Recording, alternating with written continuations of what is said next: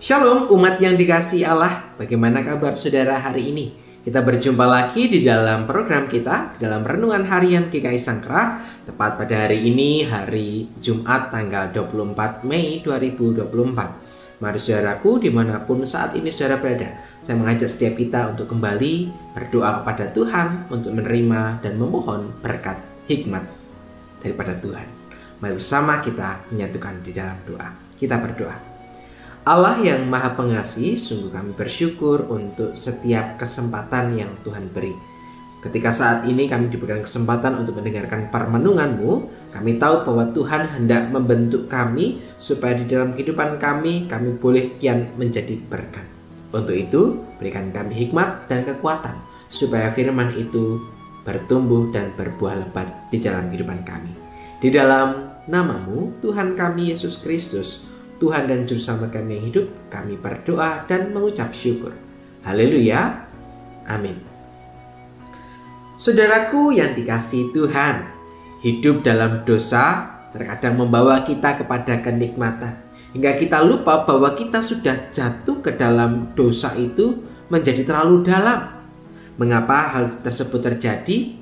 Karena kita terus-menerus membiarkan diri kita untuk dilalaikan, membuat diri kita menjadi jauh. Tapi sadarkah saudara bahwa hidup dalam dosa justru seringkali membuat kita menjadi kehilangan arah akan hidup ini. Bahkan tidak jarang di dalam kehidupan ini kita merasa menjadi hampa, tidak tahu harus melangkah seperti apa. Nah, itu merupakan salah satu ciri-ciri di mana relasi kita dengan Tuhan menjadi jauh, sehingga kita tidak terkoneksi dengan Tuhan, hidup kita menjadi tidak terarah. Dan bahkan seringkali ketika kita melakukan kehidupan dosa itu, kita sadar bahwa oh iya, yang saya lakukan ini adalah hal yang tidak benar, ini adalah hal yang berdosa. Tetapi mengapa kemudian seringkali kita masih terjebak di dalam perbuatan dosa tersebut?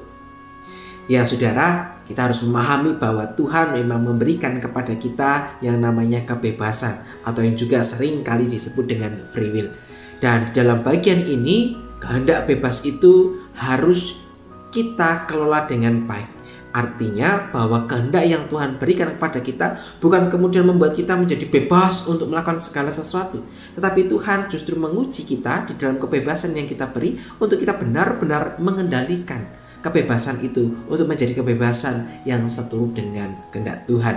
Dan firman Tuhan yang terambil di dalam Roma pada pasal yang ke-8 ayat yang ke-5 juga berkata yang sama, yaitu berkata demikian. Sebab mereka yang hidup menurut daging memikirkan hal-hal yang dari daging. Mereka yang hidup menurut roh memikirkan hal-hal yang dari roh. Karena keinginan dari daging adalah maut, tetapi keinginan roh adalah hidup dan damai sejahtera. Nah, itulah pembacaan kita yang juga menggambarkan tentang bagaimana seorang Rasul Paulus mengingatkan kepada jemaat di Roma untuk tidak terjebak di dalam pemahaman hidup di dalam daging. Paulus dengan cerdik menggunakan berbagai macam ilmu dan juga tradisi yang terjadi di sana. Ia menggunakan dualisme, bahwa di dalam kehidupan ini ada dua tipikal hidup. Hidup yang dikendalikan oleh daging, dan kehidupan yang dikendalikan oleh roh. Mana yang lebih baik? Tentu itu berbicara tentang kehidupan menurut roh. Sebab hidup menurut roh adalah kehidupan yang taat, yang mau untuk terus mendengar, yang mau untuk menerima arahan Tuhan.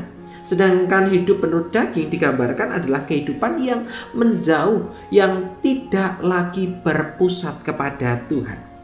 Tetapi juga Paulus mengingatkan kepada kita bahwa seringkali hidup dalam roh seringkali tidak kita upayakan. Sehingga yang terjadi adalah kita menjadi lemah terhadap hidup dalam roh.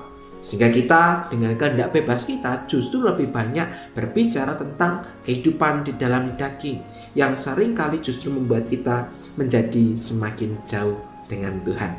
Maka firman Tuhan hari ini mau menyatakan kepada kita bahwa setiap kita dipanggil untuk hidup di dalam roh. Itu artinya kita diundang untuk hidup seturut dengan Tuhan, mengendalikan setiap kehendak kita, mengendalikan kehendak bebas kita, dan mengarahkan hati kepada Tuhan. Ya, maka hidup dalam roh adalah seperti sebuah olahraga, ya, di mana olahraga dipakai, ya, kita gunakan, kita lakukan untuk memperkuat tubuh kita. Maka sama halnya dengan hidup dalam roh.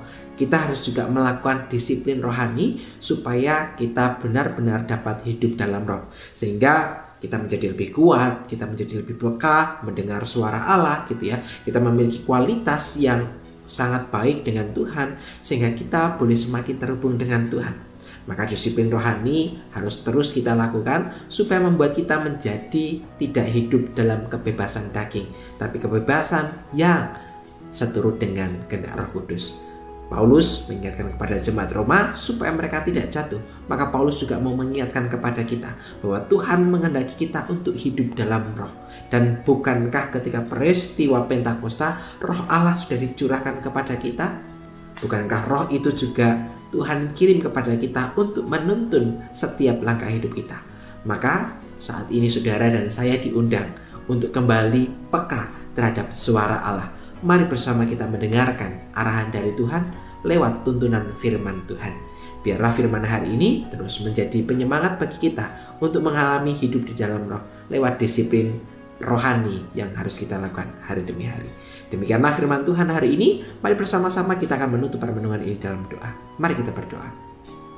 Ya Tuhan Allah, terima kasih ketika Tuhan mengingatkan bahwa acap kali kami digoda untuk hidup menurut kehendak kami sendiri. Biarlah kami dimampukan untuk hidup seturut dengan kehendak-Mu, yaitu hidup dalam roh. Biarlah Roh Kudus-Mu yang tercurah bagi setiap kami terus mendorong kami, memampukan kami untuk berkarya. Terima kasih untuk firman-Mu hari ini. Biarlah kami juga menjadi berkat lewat firman-Mu hari ini.